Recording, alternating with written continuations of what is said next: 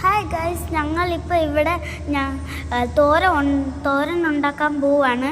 പിന്നെ ബീൻസ് തോരനാണ്. പിന്നെ ഞങ്ങൾ സബോളയും പിന്നെ മല്ലിയിലയും പച്ചമുളക് അതും ഇതുമെല്ലാം ഇട്ടിട്ട് ഉണ്ടാക്കാൻ പോവാണ്. ഇതേ വെച്ച് ഞാൻ ഇങ്ങനെ ആയിട്ട് കുഞ്ഞായിട്ട് കട്ട് ചെയ്യണേ. ഇത്രയും സൈസിൽ കട്ട് ചെയ്യണം. ഇത്രയും സൈസായിട്ട് കട്ട് ചെയ്യണം. പിന്നെ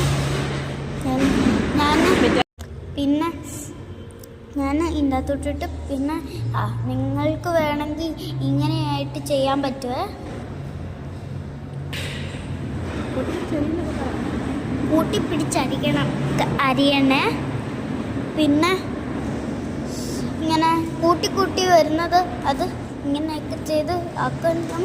പിന്നെ വലുതായിട്ട് വരുന്നത് അത് ഞങ്ങൾ തന്നെ ചെയ്യണം.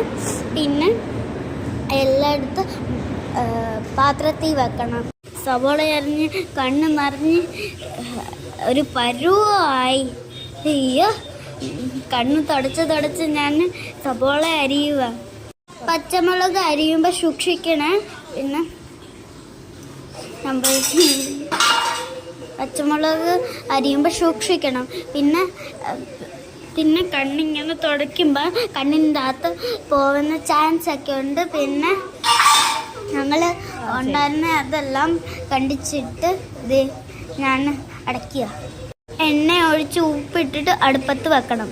പിന്നെ ഞാൻ ഇളക്കിയിട്ടിച്ചിരി കുറേയൊക്കെ ഇളക്കേണ്ട കാര്യമൊന്നുമില്ല.